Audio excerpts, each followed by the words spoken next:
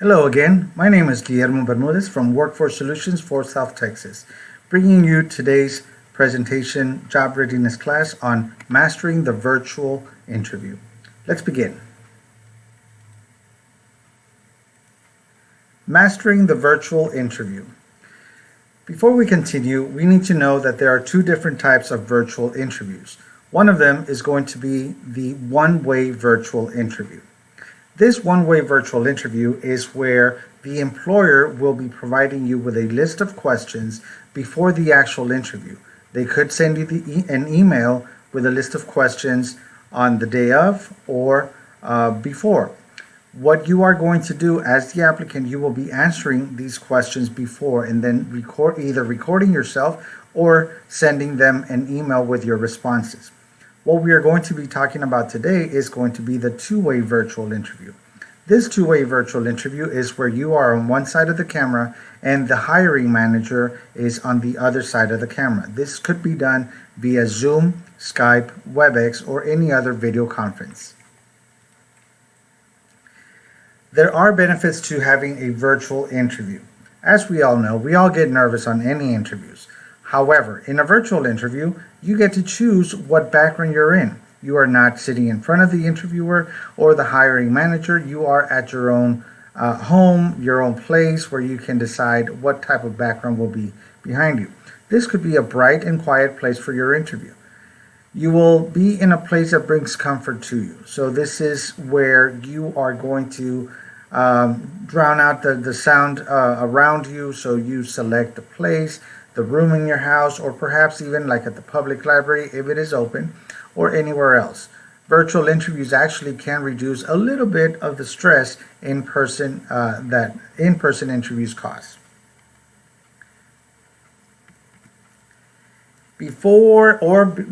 Once you have set up the interview, make sure that you test your technology.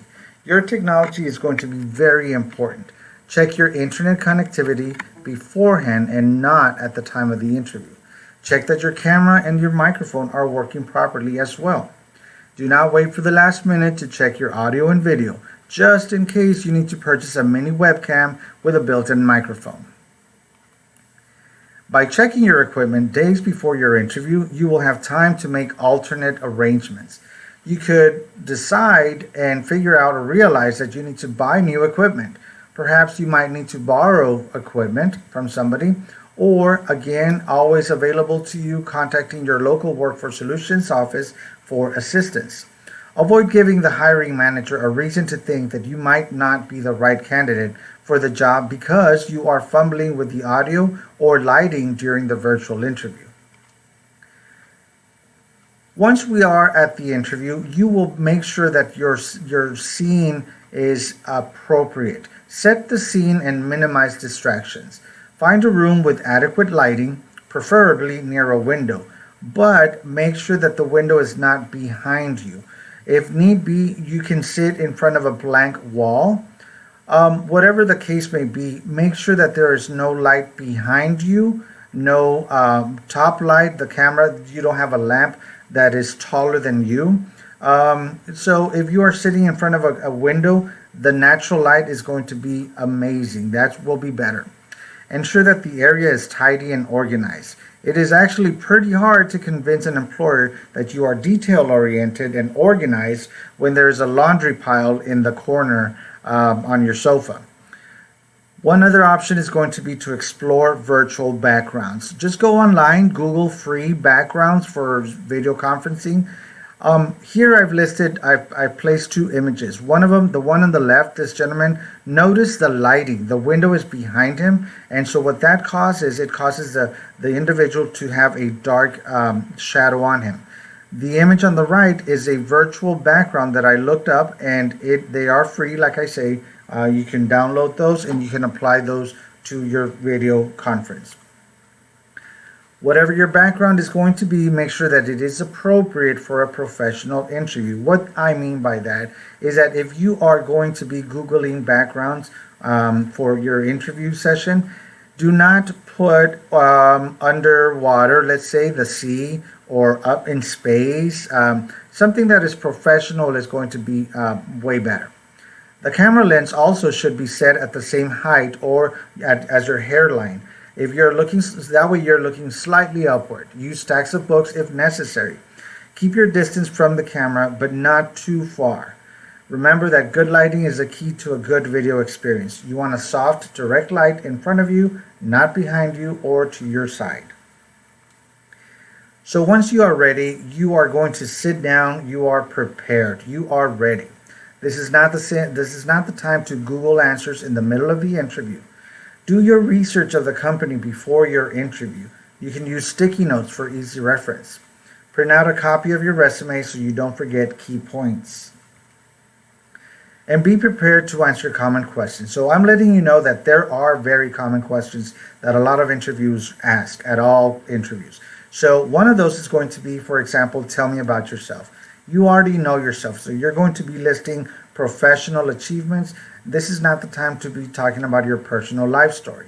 Why do you want to work for this company? Again, you've done the research of your company, so you should know what the company's about, what the vision is, what the mission is, what are the goals for the company, and how do you play a part in that? Why would you want to work for that company? Another very common question that interviewers ask is, tell me about your strengths or weaknesses. Be prepared to talk or discuss those with your interviewer. Tell me about a difficult situation and how you handled it. This is a really good question. So maybe you might not have thought about how to respond to it. Maybe we've been in difficult situations and we've handled it, but they do want to know how you handled that situation. So just be prepared for that. Another question is going to be, why are you leaving, or did you leave your last employment? This is going to be a good question that might require some follow-up from the interviewer. So be prepared for those as well. Another point that I would like to give you is you need to also ask questions. So towards the end, they would probably be asking you, do you have any questions for us? So one of those questions that you could ask would be, what does a typical day in the life of the role look like? How would you describe the ideal candidate for this position is another good question that you could ask the interviewer. Whatever you do, make sure that your responses and your preparation has been done so that your responses are not memorized. Whatever your response to the question is, you do not want to sound robotic, so don't memorize possible responses. You could do mock interviews with someone who has had experience in interviewing people. This is a great time for you to look up some professionals. Perhaps you know somebody, a manager of some store that does interviews in real life. So ask them, contact them to see if they could assist you with a mock interview. Whatever you do, avoid asking a friend or family member.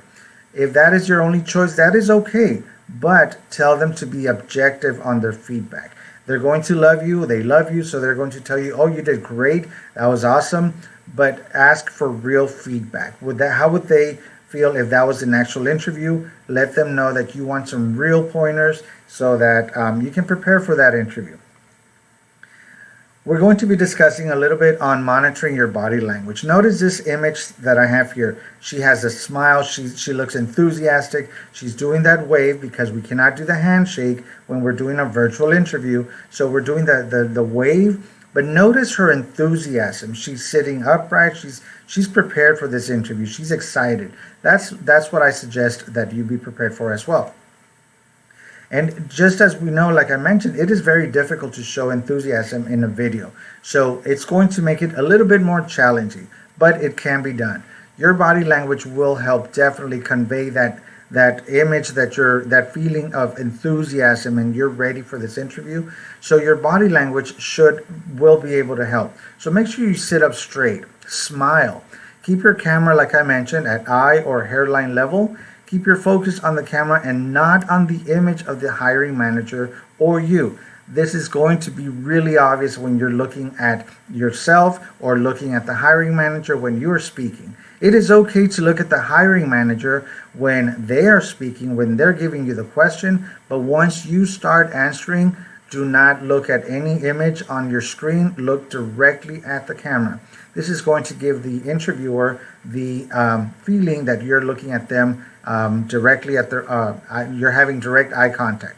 So don't look at yourself answering these questions. Don't look at the interviewer while you're answering the questions, okay?